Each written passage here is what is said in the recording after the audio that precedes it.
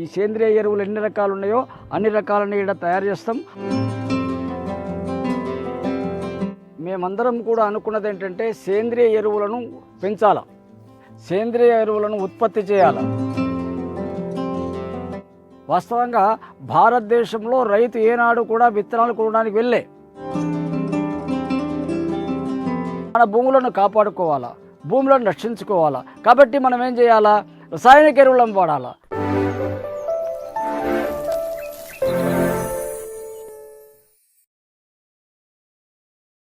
వాస్తవంగా భారతదేశం సేంద్రియ వ్యవసాయానికి పుట్టినిల్లు.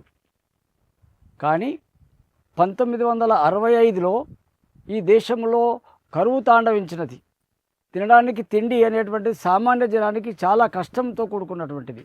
ఆనాడు ప్రధానమంత్రిగా ఉన్నటువంటి జవహర్లాల్ నెహ్రూ ఒక పిలుపు ఇచ్చాడు, జై జవాన్ జై కిసాన్. అంటే అప్పుడు పాకిస్తాన్ మిగతా దేశాలు మన మీద దాడి చేయడానికి ప్రయత్నం చేస్తున్నారు కాబట్టి సైనికులను ప్రోత్సహిస్తూ జై జవాన్ అన్నాడు. అదేవిధంగా కరువును ఎదుర్కోవడానికి జై కిసాన్ అన్నాడు.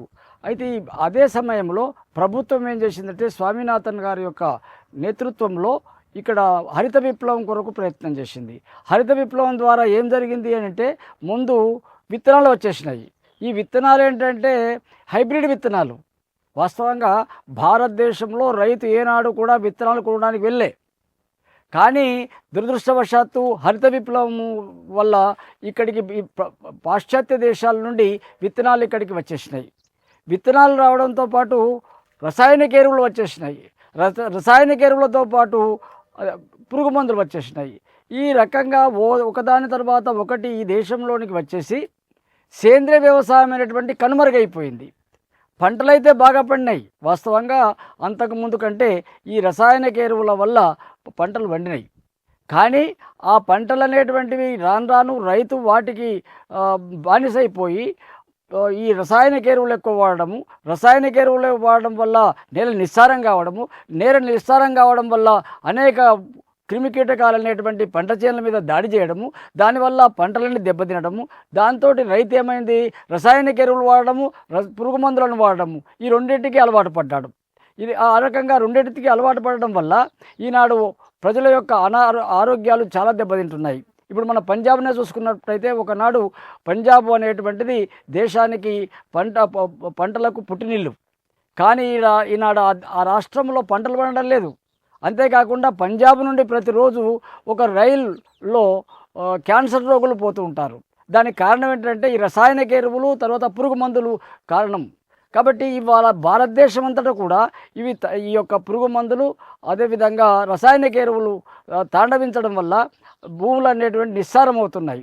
కాబట్టి తిరిగి మనం మన భూములను కాపాడుకోవాలా, భూములను రక్షించుకోవాలా. కాబట్టి మనం ఏం చేయాలా? రసాయనిక ఎరువులను వాడాలా. అందులో ముఖ్యంగా ఇవాళ ఇక్కడ ఏదైతే ఉందో ఇది వర్మీ కాంపోస్ట్, అంటే వానపాముల ద్వారా ఉత్పత్తి అవుతున్నటువంటి ఎరువు.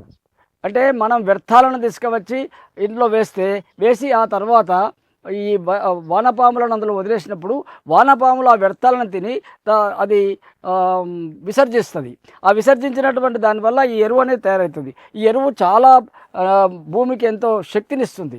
కాబట్టి ఇటువంటి వాటిని రైతులు తమ క్షేత్రాలలో ఈ వర్మీ కాంపోస్ట్ను తయారు చేసుకున్నట్లయితే మరి అటు భూములు బలంగా తయారవుతాయి, మంచి పంటలు తయారవుతుంది, ప్రజలు ఆరోగ్యంగా ఉంటారు. కాబట్టి రైతు సోదరులందరికీ నేను మనవి చేసేది ఏంటంటే ఈ విధంగా వర్మీ కాంపోస్ట్ను ఉత్పత్తి చేద్దామని నేను కోరుతున్నాను.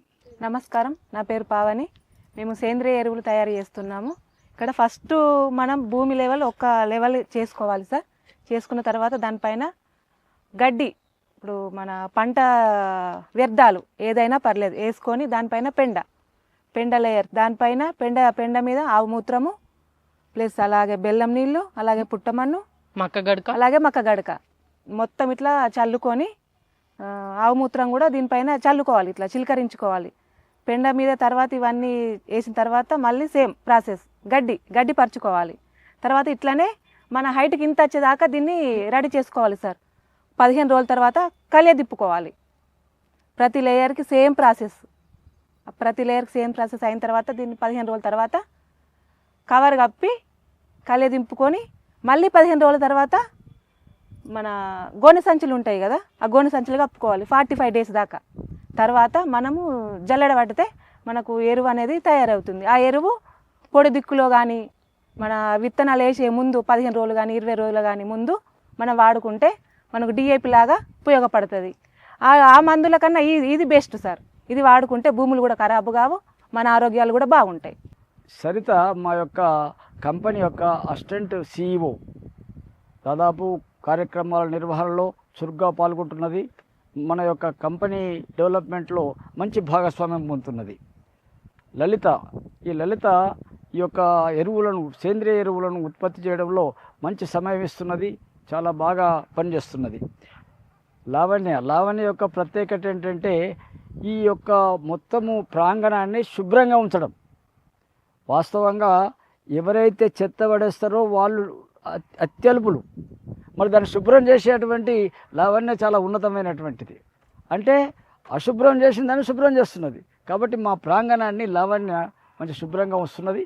అదేవిధంగా ఈ మొక్కలన్నీ కూడా పచ్చగా ఉండడానికి ఆమె యొక్క కృషి బాగుంది.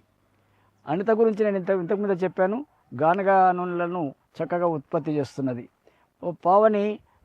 ముఖ్యంగా పావని, లలిత ఇద్దరు కూడా జట్టుగా చేసి ఈ యొక్క సేంద్రియ ఎరువులను తయారు చేయడంలో చాలా ముందున్నారు.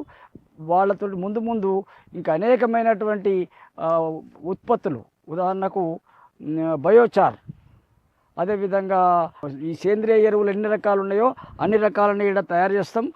వాళ్ళిద్దరి నేతృత్వంలోనే ఇంకా అనేక మంది చేసి దాన్ని డెవలప్ చేసి రైతులకు అందజేయడానికి ఆలోచన చేస్తున్నాం.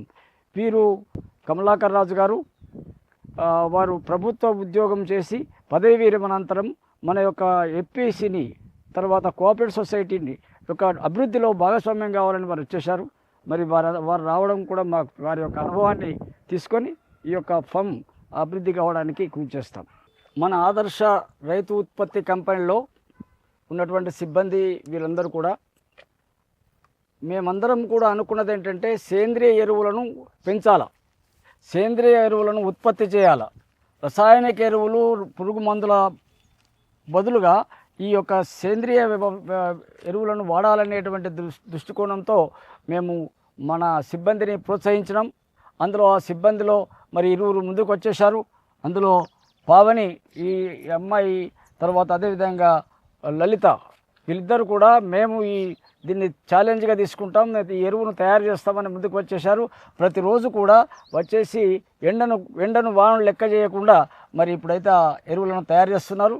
మరి వారి యొక్క కృషి ఫలితం మంచి ఎరువులు తయారైతాయనే దృఢ సంకల్పం మా అందరికీ ఉన్నది. ఇప్పుడు వారి యొక్క ఏ విధంగా తయారు చేస్తారో చెప్తారు. తెలుగు వన్